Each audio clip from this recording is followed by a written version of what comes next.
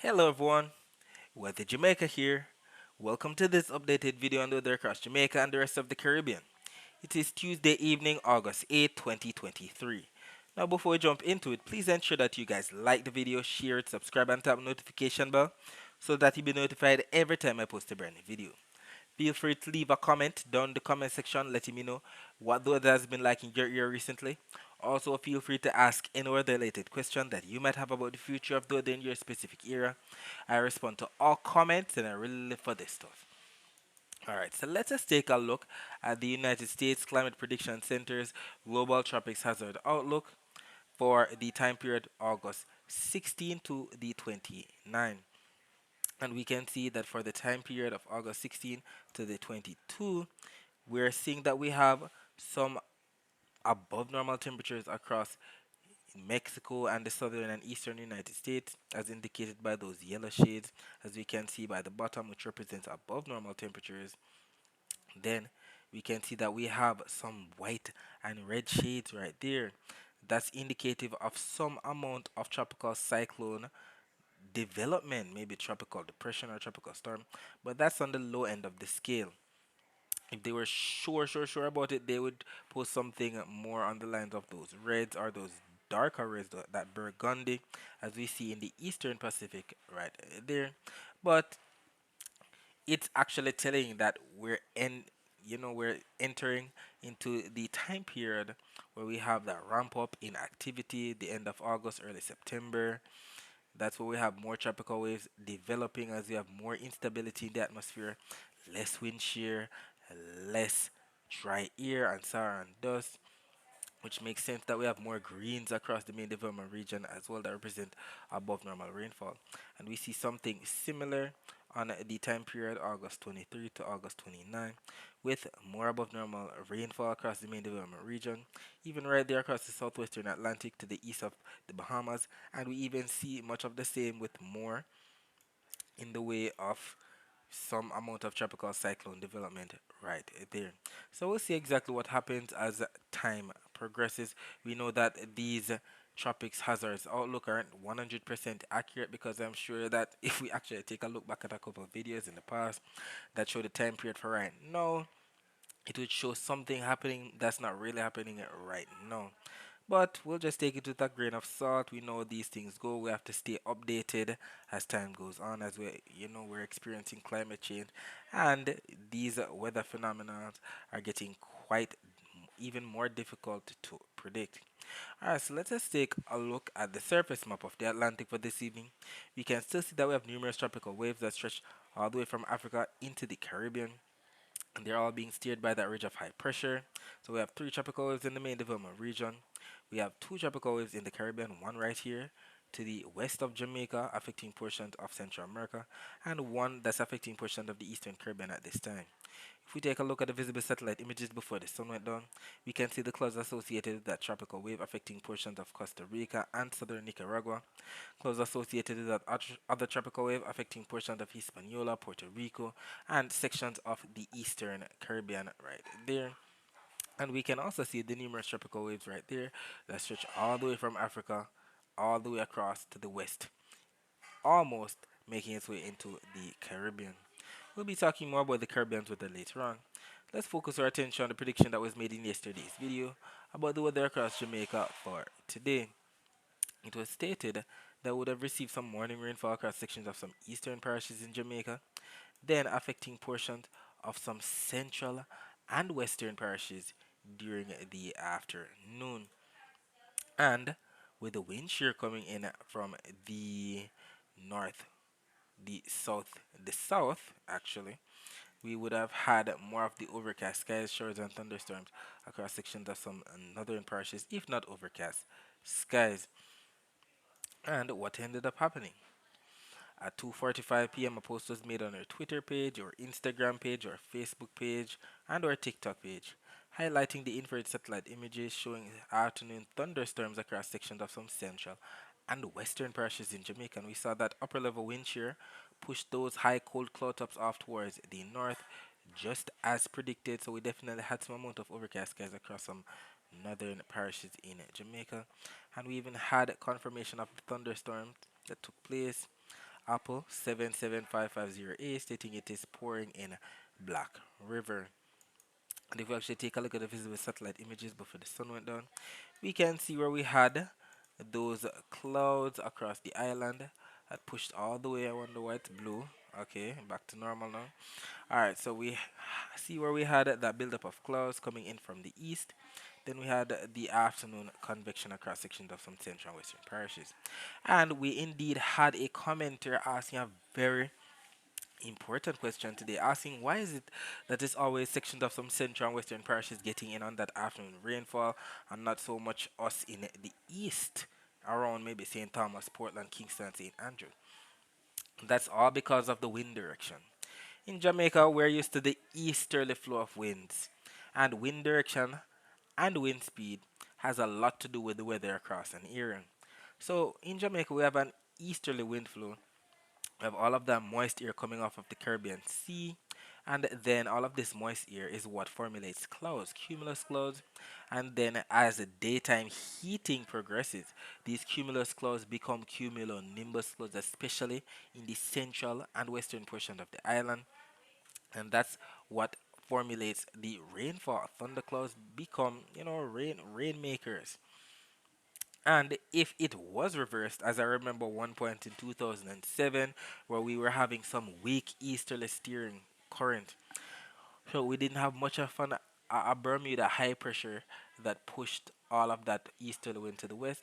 So we were having more of a westerly flow across the island, and I actually remember living in St. Thomas, and every afternoon, every evening, we had more of a westerly flow of the winds, which in turn, caused more of a westerly flow of the clouds. And then we had more of an afternoon convective type of weather pattern almost every afternoon for a whole week. We had some amount of rainfall across sections of Kingston and St. Andrew and eventually St. Thomas. We even had some amount of flooding in that time period. So right now we're seeing that we are having more in the way of easterly flows. We can have more of an east northeasterly or northeasterly flow across the island that contributes to more of the rainfall across sections of some southern parishes in Jamaica, but it's not that time period as yet. Maybe around the end of September into October, when the trade winds start to relax, that's when we'll have more in the way of some rainfall across sections of some southern parishes. But for the time being, having more of an easterly flow, more clouds, bringing thunderstorms to sections of some central and western parishes. And if we take a look at the infrared satellite images, we can see that yes, we have those sparkling white dots that represent some amount of lightning flashes, if not lightning strikes, and the orange and red colors that represent some high cold cloud tops. We can even see some right there to the northeast of Jamaica coming off of Haiti, where they indeed had their fair share of afternoon convection. And if we take a look at the Doppler radar images right now, we can see that rainfall across the waters between Jamaica and Haiti, and we can also see that rainfall that left the island. If we actually update the yes, if we reload the pages, so we can see that rainfall even better between Haiti and Jamaica. Hopefully some of this spills into portions of St. Thomas and Portland. Majority of it has left central and western Jamaica at this time. If we take a look at the Caribbean Institute for Meteorology and Hydrology website, we can see that yes, we indeed had some amount of rainfall across the island today. This map is not 100% accurate, but it does paint a picture that yes, we indeed had some amount of rainfall, especially across some central and western parishes in Jamaica. As relates to the temperatures right now, we can see that we have 82 degrees Fahrenheit in Montego Bay and Kingston. That's about the equivalent of 27 degrees Celsius. And as usual, as the night progresses, these temperatures should be getting lower. As relates to the temperature forecast for tomorrow, we can see Jamaica embedded in some orange shades that represent at least 1 to 2 degrees Celsius above average temperatures. I know the average temperatures for the month of August in Jamaica is about 91 degrees Fahrenheit. That's about the equivalent of 32 degrees Celsius. So if we should be receiving about normal temperatures tomorrow, we should be getting anywhere from 32 to 34 degrees Celsius at most. As relates to the dry air map, we can see that yes, we have some amount of dry air right there as indicated by the yellows and orange shades to the south of Jamaica, not to mention to the north of Jamaica, maybe Cuba, Bahamas and Turks and Caicos, but we can see the driest air represented by those orange and red colors, and it's right there across the northern main development region and off the coast of northwestern Africa. If we actually take a look at the SAR and dust forecast, this is 2 p.m. on a Wednesday. And we can see that yes, majority of the SAR and dust is dissipating across the Jamaica area by then. Majority of the SAR and dust is right there to the northeast of the Caribbean as indicated by those darker shades of brown. As relates to the wave forecast for tomorrow, both maps from the Euro and the GFS are showing 12 p.m. on Wednesday, and we do see those darker shades of blues that represent 1.5-meter wave height, while we see those lighter shades of blues across western Jamaica that represent less than a meter wave height. And that's due to the fact that the strongest winds will be coming in from the east, averaging 20 knots, and as usual, by the time the winds get to the western portion of the island, they're dying down. And we know what usually happens when we have that buildup of, well, when we have all of that air piling up, less winds across central and western Jamaica, you know that we're going to have that daytime heating convection. So all of that moist air coming off of the sea usually contributes to that afternoon convection, especially across some central and western parishes. And tomorrow we see that both the Euro and the GFS are showing that the upper level wind shear will be coming in from the southeast. So any of that afternoon convection that takes place in central and western Jamaica tomorrow, more than likely it will be blown off towards the northwest across sections of some northern parishes. So something similar to what happened today, all of that convection developing across central and western Jamaica. Then those high cold cloud tops being blown off towards the northwest, bringing more in the way of overcast skies to sections of some northern parishes in Jamaica. And if we take a look at the accumulated, the actual rainfall that's expected, not the accumulated, not yet, we can see that 4 p.m. Eastern Standard Time is showing some amount of rainfall across sections of some central and western parishes in Jamaica, especially some northern and western parishes where we see those darker shades of blues. So definitely sections of northern St. Elizabeth, Westmoreland, Hanover, sections of St. James, Trelawney, sections of St. Anne. We do see some lighter shades of blues across sections of St. Anne, sections of St. Catherine and Kingston and St. Andrew. Well, it's we are more certain that it's definitely going to be raining across some northern and western parishes where we have those darker shades of blues. The Euro is showing some amount of blues, but it's a bit displaced. We see more of the darker shades of blues across sections of Clarendon, St. Catherine, Kingston, and St. Andrew. But we do see the consensus, we do see the agreement with sections of some central and western parishes in Jamaica, but we see more in the way of disagreement across the southeast right there. So we'll see exactly what unfolds. In my opinion, the GFS is making more sense, showing more of the central and western parishes, especially in northern parishes, considering the wind shear is going to be blowing all of those high cold cloud tops off towards the northwest. We'll see exactly what unfolds with that. As it relates to the accumulated precipitation forecast, we can see that yes, we're indeed in for some amount of rainfall across central and western Jamaica for tomorrow. You are showing less rainfall than the GFS. You are showing up to 0.67 of an inch of rainfall. GFS showing more, especially across northwestern parishes, maybe St. James. We see up to 0.91 of an inch of rainfall. So we know that we're going to be getting even more rainfall, and it's gonna be maybe some isolated spot. And we're indeed grateful that we're gonna be getting some amount of rainfall. We usually see a ramp up in the rainfall, jumping from July into August, as we can see here. Kingston's bar graph at the top, and Montego Bay's bar graph at the bottom. We definitely see a slight spike up from July into August, so we're definitely going to be in for more rain as the month progresses, especially as we head into September. Alright, so that's it for the forecast across Jamaica. Let's focus our attention on the rest of the Caribbean. So we can see some amount of clouds bringing rainfall, showers and thunderstorms to sections of the southeastern United States, sections of Costa Rica, Nicaragua, sections of western Cuba, sections of Hispaniola, Puerto Rico, the Leeward Islands, Antigua, Barbuda, Anguilla, sections of Guyana, sections of southern Venezuela. And even if we take a look at the Doppler radar images, we know for a fact that Doppler radar images show the actual rainfall as opposed to satellite images that show cloud cover. And if we start off these images from about 1:50 p.m. today, we can see the same thing happening across Puerto Rico. That afternoon convection coming in from the east and especially affecting sections of central and western Puerto Rico, just as we explained across Jamaica as to why central and western areas usually get more rainfall. So it usually happens especially across these larger islands, not so much across these small islands. Not to say it can't happen, but it usually happens across those larger islands like Puerto Rico, Jamaica. We can see that they're definitely being affected by that tropical wave. So rainfall coming in from the east of the sea. We can also see rainfall affecting portions of the US and British Virgin Islands, St. Martin, Antigua and Barbuda, Montserrat, Guadeloupe, Dominica, Martinique, spilling into sections of St. Lucia.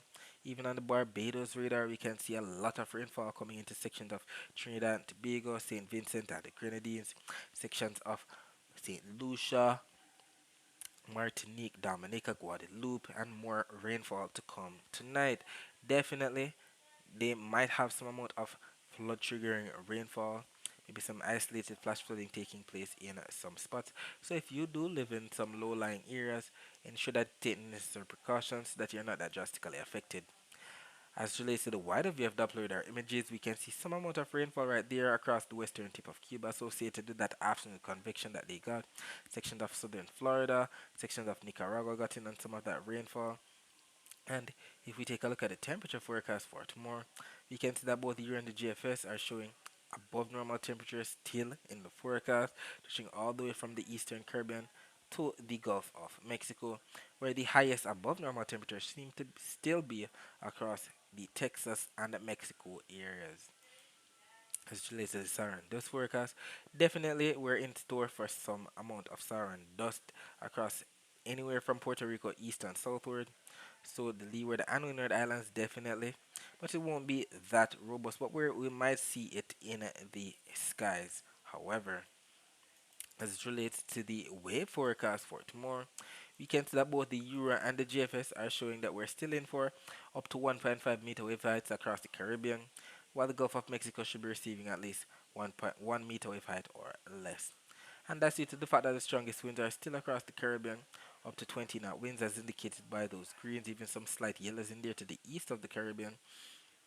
And the Gulf of Mexico right there near Florida, we're having the least amount of winds, averaging less than 5 knots. So it makes sense.